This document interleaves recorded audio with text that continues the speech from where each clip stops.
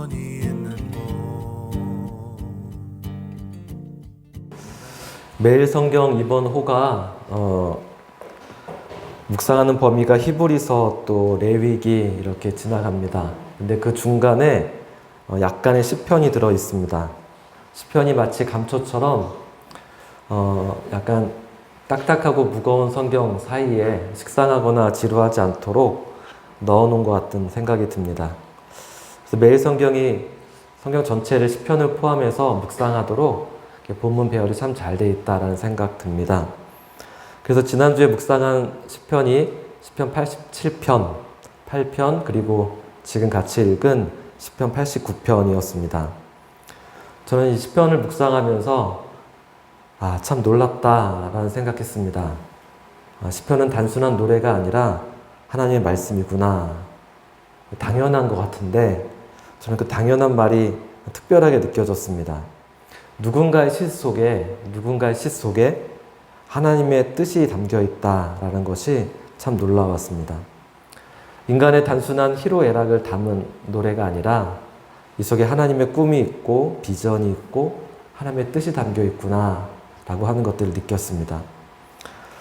시편을 포함한 모든 성경은 하나님의 감동으로 된 것이기에 우리가 이 안에 하나님의 뜻이 가득하고 하나님의 뜻을 알고자 할 때 말씀 앞으로 나아가야 하는 거죠. 이 말씀 여러분에게 먼저 꼭 드리고 싶었습니다. 성경을 읽고 묵상하는 것 얼마나 중요한지 다시 한번 꼭 말씀드리고 싶었습니다. 오늘 읽은 시편 89편은 굉장히 긴 노래입니다. 52절까지 있어서 우리가 묵상하는 책에도 사흘 동안 나눠서 묵상하도록 되어 있습니다. 길기 때문에 오늘 한 절 한 절 다는 못 읽겠지만 여러분이 개인적으로 이 말씀을 꼭 읽으셨으면 좋겠다라는 생각이 듭니다. 한 번뿐만 아니라 여러 번 읽어도 좋겠다라는 생각이 들 만큼 이 말씀이 참 좋습니다. 시편이라고 하는 것은 이렇게 함축하고 압축하는 말씀이 많은데 시편 89편은 성경 전체를 이렇게 압축하는 느낌이 들어서 참 풍성하구나라는 생각이 듭니다. 성경에 보시면 시편 89편 앞에 이런 제목이 달려 있습니다. 에스라 사람 에단의 마스길이라고 되어 있습니다. 마스길은 교훈이라는 뜻입니다. 에스라 사람 에단의 교훈이라는 뜻입니다. 에단이 누구인가 하면 성경에 그에 대한 약간의 힌트들이 나오는데 열왕기상 4장 31절에 보면 그는 모든 사람보다 지혜로워서 예스라 사람 예단과 마올의 아들 헤만과 갈골과 다르다보다 나음으로 그의 이름이 사방 모든 나라에 들렸더라 라고 했습니다. 이 그라고 하는 사람은 솔로몬입니다. 솔로몬의 지혜를 강조하면서 네 사람과 비교하고 있습니다. 에단과 헤만과 갈골과 마르다입니다. 이 지혜의 4인방 중에서 예스라 사람 에단이 가장 먼저 언급되는데 물론 솔로몬의 지혜를 강조하는 말씀이지만 우리는 에단이라는 사람이 대단히 유명하고 지혜로 이름났던 사람이구나 라고 하는 것을 알 수 있습니다. 그리고 역대상에는 이런 말씀이 있습니다. 15장 16절과 17절 그리고 19절에 보면 다윗이 레위 사람의 어른들에게 명령하여 그의 형제들을 노래하는 자들로 세우고 비파와 수금과 재금 등의 악기를 울려서 즐거운 소리를 크게 내게 하매 레위 사람이 요엘의 아들 헤만과 그의 형제 중 베레아의 아들 아삽과 그의 형제 무라리 자손 중에 구사야의 아들 에단을 세우고 노래하는 자 헤만과 아삽과 에단은 놋 재금을 크게 치는 자요 라고 했습니다. 다윗이 하나님의 성막 앞에서 찬양하는 찬양대를 세웠습니다. 그의 장로들에게 레위 사람들 중에서 찬양대를 세우라 했더니 세 사람 헤만과 아삽과 에단을 세웠다라고 했습니다. 이들이 놋재금을 크게 치는 자라고 했는데 아마 찬양단의 단장, 리더 아마 이런 역할을 하지 않았나 싶습니다. 그리고 여기서는 에단을 에스라 사람이라 하지 않고 구사야의 아들이라고 했습니다. 이 두 말씀을 종합해 보면 우리가 에단에 대해서 조금 알게 되는데 그는 예스라 출신이었고 굉장히 지혜로운 사람으로 이름났었고 또 성막 앞에서 찬양을 인도하는 사람이었으며 노재금을 연주하고 그의 아버지는 구사야였다라는 것을 알 수 있습니다. 열왕기상에서는 그를 다윗의 아들 솔로몬과 지혜를 비교하기 때문에 에단이 솔로몬보다는 동시대 사람이거나 그보다는 먼저 있었던 사람이 아니었을까 싶습니다. 물론 솔로몬보다 후대의 사람일 수도 있지만 다윗이 세운 것을 생각해 보면 아마도 그 윗선대의 사람이었을 것 같습니다. 이런 에단이 마스길, 즉 교훈을 담아서 쓴 시편이 89편인데 1절에 보면 이렇게 말씀합니다.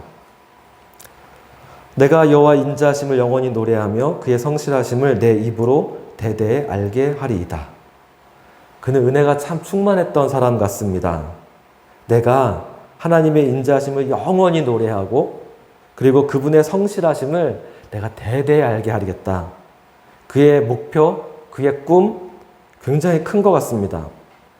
어떻게 하면 대대에 하나님의 성품을 알게 하고 영원히 노래할 수 있을까요? 여러분의 입술에도 찬양이 가득하시기를 축복합니다. 하나님의 인자하심을 영원히 노래하며 주의 성실하심을 대대에 알게 하는 그런 분들 되시기를 축복합니다. 시편 89편의 전반부는 굉장히 아름다운 노래입니다. 하나님의 놀라우심들을 계속 고백하고 있습니다. 마치 천지 창조의 아름다움을 보는 것 같습니다. 모든 것이 완벽합니다. 하나님 보시기에 좋았다라고 하신 것처럼 주의 성실하심은 하늘에 가득하고 주님은 파도도 다스리는 분이다 라고 고백하고 있습니다. 11절에 보면 하늘이 주의 것이요 땅도 주의 것이라 세계와 그 중에 충만한 것을 주께서 건설하셨나이다. 하나님이 온 세계를 창조하시고 기뻐하셨던 것처럼 세계와 그 중에 충만한 것이 주의 것이다 라고 말해주고 있습니다. 그리고 온 세상은 하나님의 영광과 사랑으로 가득하다 라고 노래하고 있습니다. 더욱더 감사한 것은 하나님의 언약입니다. 하나님께서 이렇게 약속하십니다.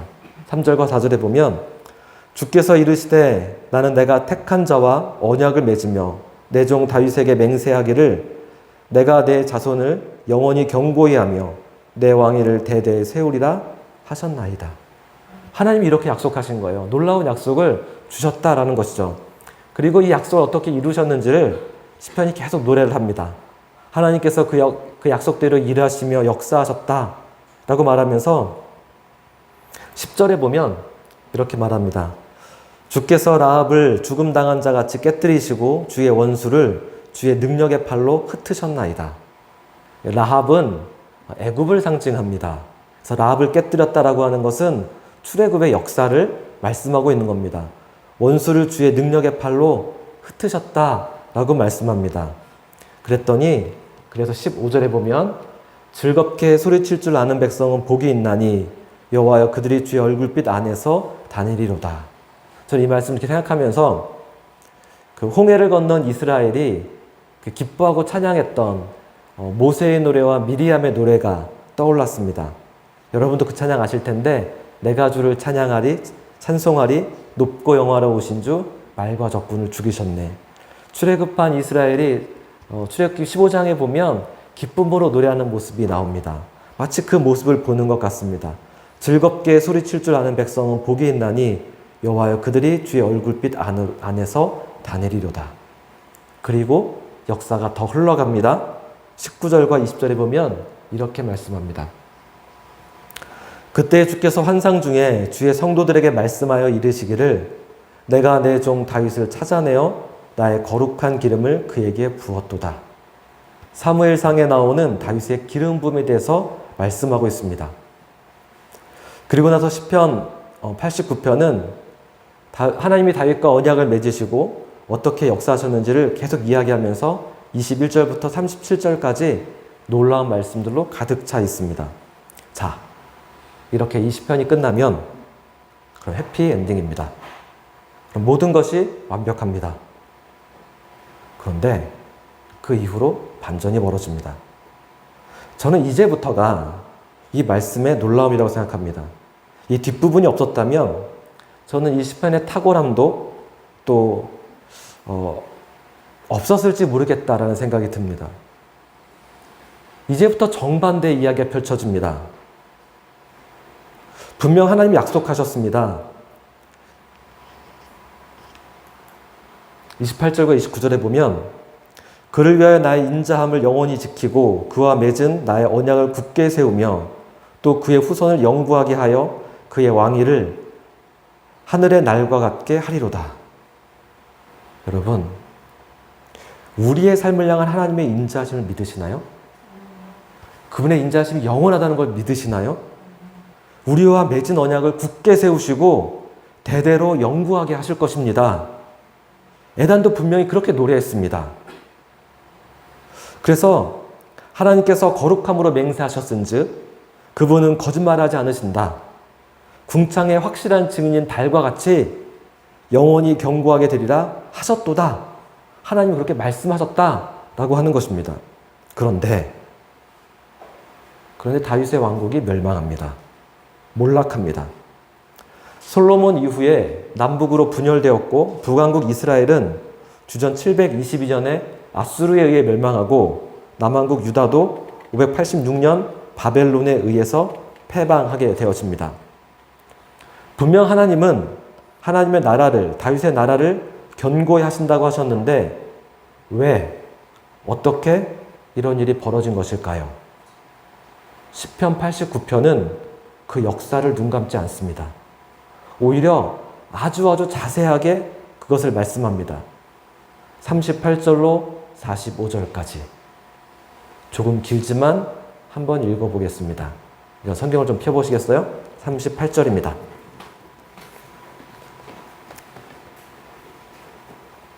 38절로 45절까지. 저와 한번 교독하시겠습니다. 38절로 45절입니다.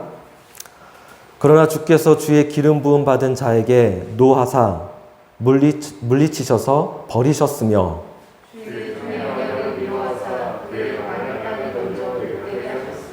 그의 모든 울타리를 파괴하시며 그의 요새를 무너뜨리셨으므로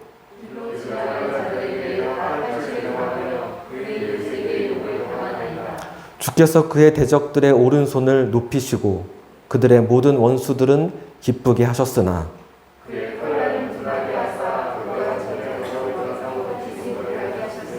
그의 영광을 그치게 하시고 그의 왕위를 땅에 엎으셨으며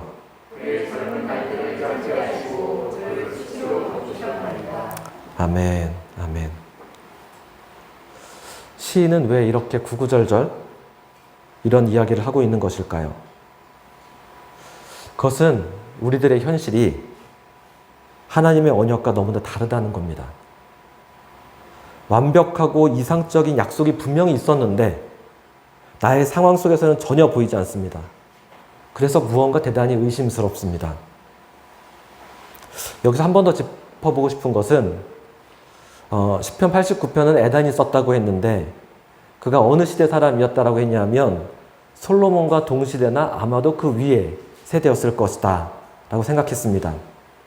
그런데 이스라엘의 분열과 멸망은 솔로몬 이후에 벌어진 일입니다. 그래서 어쩌면 에단의 시가 시편 37편으로 끝났을지도 모르겠습니다. 본래는 아마 37편까지였는데 이건 그냥 저의 생각입니다.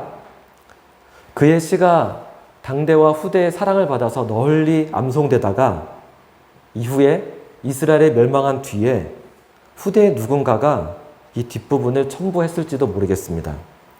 물론 그렇지 않았다면 에단이 처음부터 예언적인 말씀으로 이스라엘의 멸망을 바라보면서 이 시의 전부를 썼을 수도 있습니다. 어떤 경우였든지 간에 이 시편은 하나님의 말씀이라는 것입니다. 이스라엘이 멸망한 이유는 분명합니다. 89편 그 앞에서도 그것을 분명히 이야기했습니다. 30절로 32절에 보면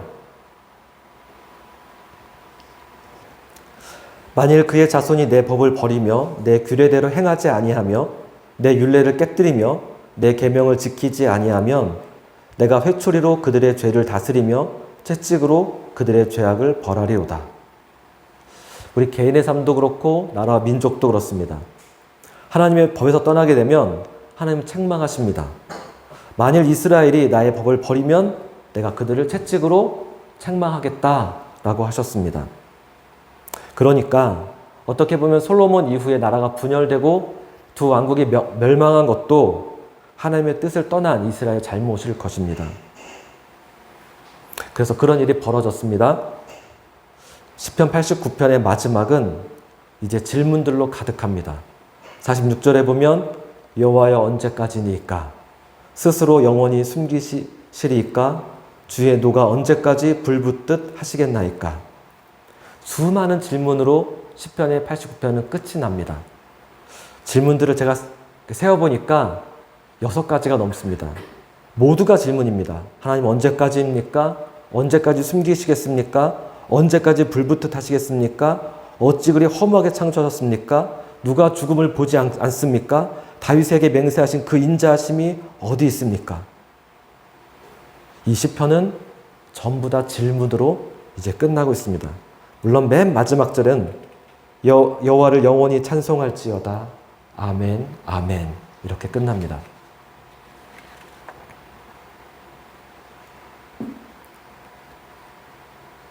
우리는 이 시편에 담긴 수많은 질문에 답을 할 수 있습니다. 우리는 이 수많은 물음에 예수 그리스도의 십자가로 답을 할 수 있습니다. 언제까지입니까? 영원히 숨기시겠습니까? 언제까지 불붙듯 하시겠습니까? 어찌 그리 허무하게 창조하셨습니까? 누가 죽음을 보지 않습니까? 다윗에게 맹세하신 그 인자하심이 어디 있나이까?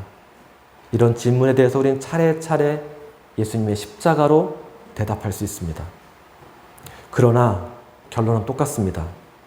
여호와를 영원히 찬송할지어다. 아멘, 아멘. 이 시편은 자신의 삶 속에서 일어난 이해되지 않는 수많은 문제들에 대해서 질문하고 있습니다. 하나님의 선하심과 인자하심은 변하지 않습니다. 가장 완벽하고 이상적인 하나님의 그 약속이 있습니다. 그러나 그의 삶 안에서 더디 이루어지는 수많은 문제들을 보면서 그는 끊임없이 질문했지만, 그러나 그가 분명히 믿었던 것은 하나님에 대한 확신, 의의 최후 승리를 그는 믿었습니다. 때로 우리의 인생의 수많은 질문들로 가득할지 모르겠습니다. 그러나 하나님은 우리가 그런 질문들을 숨기지 말라고 하십니다. 하나님을 향하여 물을 수 있습니다. 하나님, 언제까지입니까? 언제까지 숨으시겠습니까? 당신의 약속하신 그 인자하심이 어디 있습니까? 우리가 묻는 것을 하나님은 금하지 않습니다. 오히려 우리가 물을 때마다 이제 하나님은 차례차례 하나하나 예수 그리스도의 십자가 안에서 대답하실 것입니다. 그래서 우리는 이런 물음과 대답 속에서 하나님 주시는 환희와 기쁨과 새롭게 하심을 경험하는 것이라고 믿습니다. 이 말씀 묵상하면서 믿음으로 살아간다라고 하는 것은 그런 것이 아닌가라는 생각이 들었습니다. 주님, 우리가 영원히 노래하게 해주십시오. 대대로 주의 선하심을 찬양하는 사람 되게 해주십시오.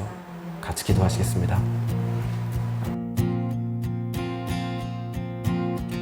주님의 마음이 있는 곳, 주님의 시선이 있는 곳,